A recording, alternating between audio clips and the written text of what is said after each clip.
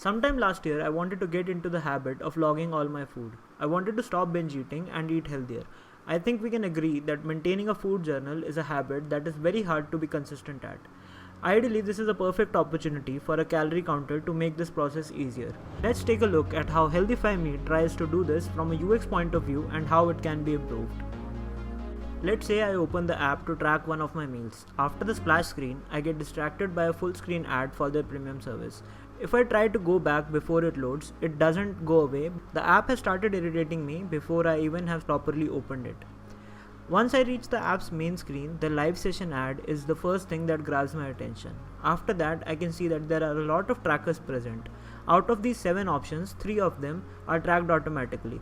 For the weight logging, the suggested frequency is either once a week or once a month, and one of them is an ad for their premium service.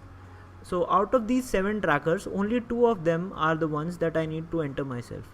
This is a perfect example of a place where proper hierarchy can make my experience infinitely better. To oversimplify a little, hierarchy defines the order in which you see things. If you see this picture, for example, the hierarchy is defined by the different font sizes and the contrast. Your mind subconsciously goes into the order that the hierarchy was designed without any effort. Having the 2 trackers separate from the other stats would make the experience of entering your food a little easier. The tracking experience is one of the best parts of the app in my opinion, and it is what makes me come back to the app. I like the fact that the day is divided into 5 parts with suggestions for how you should divide calories between them. The meal feature, where you can combine the foods you frequently track together into a group which can then be added by a single tap, is also one of my favorites. I used it quite a lot back when I was living in a hostel where I was having the same combination of food in case the mess menu had something I didn't like. When you search for food, you are presented with these meals and your frequently tracked items as well.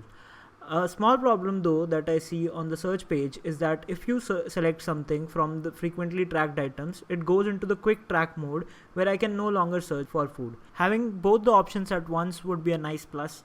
The food quantity screen is also a delight to use with different measurement options which make tracking more convenient.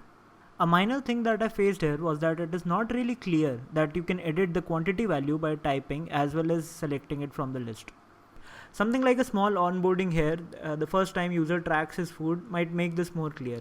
The onboarding could also be used to introduce the measurement sizes, which is right now present by tapping the info icon. Apart from a few of these options, I rarely use any of the many features that the app has to offer, not even the ones on the home screen. I saw that there was this fab with the number 3 but had never in fact checked out what it was. Turns out it was hiding a chatbot. After tapping it once, it does change to an audio clip icon, which is a little better. I get that it is supposed to be a notification that should grab attention of the user, but I never clicked it, so it might not be working as well as they wanted it to. Maybe a number badge instead would have been better. If the chatbot is a feature that they are interested to push, then the fact that the fab holds it must be made more clear. Otherwise, the fab can be used for other things. It can be used to log food or water, something like what most fitness apps use the fab for. This can be an alternate to moving the 2 trackers up. Streaks are usually a dicey thing if I'm being honest. They do create user investment in the app, giving them an incentive to come back, but there have been times when I've broken a long streak and was actually glad that I could take a break, which eventually resulted in me never opening the app again. An ideal streak should be a nudge and not put pressure on the user. This can be done by making the streak a little forgiving. For example, there's this site called InterviewBit which implements a streak in a way that I really like. When you miss your daily goal, the streak is halved instead of setting it back to 0. The user still has an incentive to come back to the app even if they have missed one day.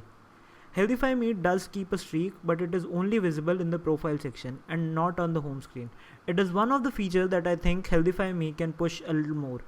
One of the things that is quite apparent is how hard they're trying to convert a free user to a paying one. On the home screen alone, there are 5 to 6 CTAs for the premium plan.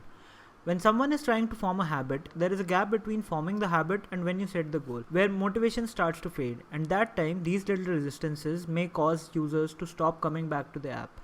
In every freemium app, there is a fine line between providing enough value to the user so that he sticks around, but enough value should be kept away so that the upgrade to premium plan can be justified. The best feature in the app according to me is the calorie tracker.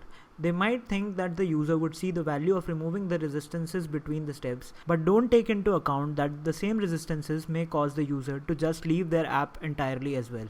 In the words of Nir Ayal, too many companies build their products betting users will do what they make them do instead of letting them do what they want to do. Having a good experience even for your free users might actually be a good thing for the company, as they might recommend your app to their friends who might eventually get the premium service. It seems that HealthifyMe has lost focus in terms of UX. It has crammed a lot of new features, including new trackers, features like Fit at Home, and most of them have been implemented on the home screen itself. This might just be them trying to act on the COVID related opportunities as fast as possible, but they eventually need to work on their UX as well with their priorities straight, or the UX might start getting worse. So this is it. Thanks for watching, and this was just me trying to analyze the UX of an app which I have a love-hate relationship with. Please do subscribe if you'd like to see more videos like this. Thanks.